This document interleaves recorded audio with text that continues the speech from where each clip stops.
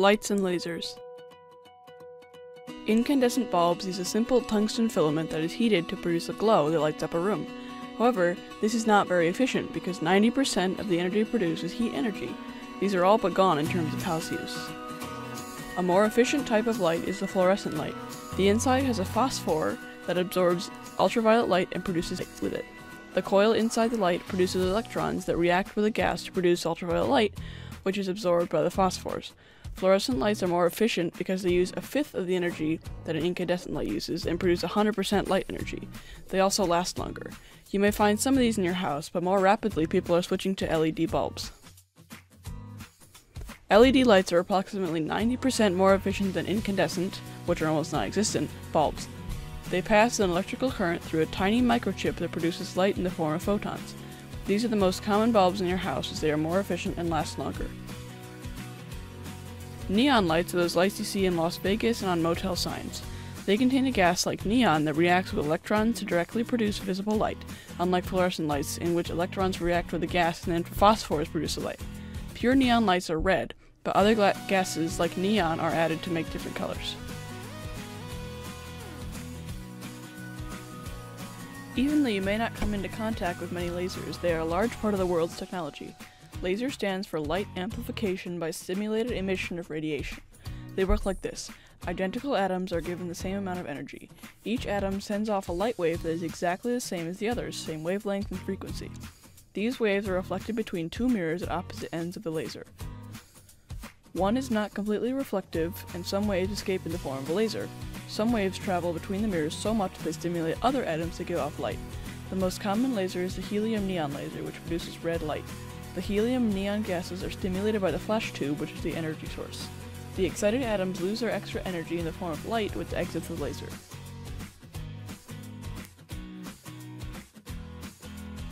The key parts of a laser are the energy source, like a flash tube, and a material that can be excited to produce light. The most common example is a ruby rod.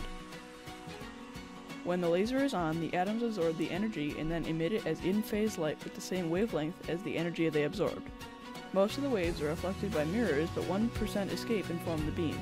In a fraction of a second, the energy turns into billions of waves that are emitted in a stream of laser light.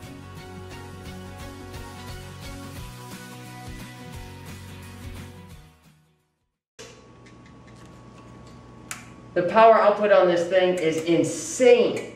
In fact, a direct hit to the eyes would be 33 million times more intense than staring into the sun.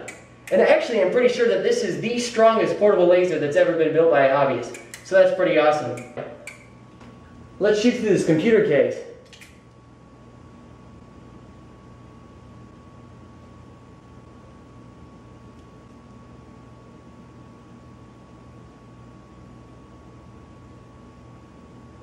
Titanium infused gunpowder.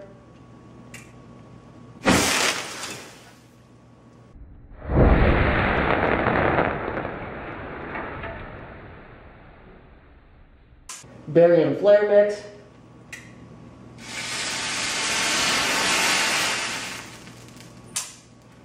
A cardboard box.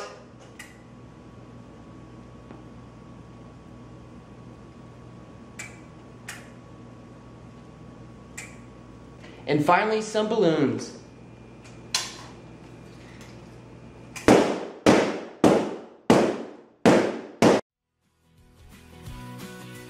There are different kinds of light, incoherent and coherent. These have to do with whether the waves that are produced by a light source are aligned or not. The light from a laser does not spread out like a normal light bulb would because the crests and troughs are perfectly aligned with the same wavelength. The waves all travel in the same direction as they exit the tube. The concentration of the beam remains in the same area. The ordinary light bulb's light moves in all directions because the waves are different wavelengths. This is called incoherent light. The energy is spread out and its intensity is much less than a laser.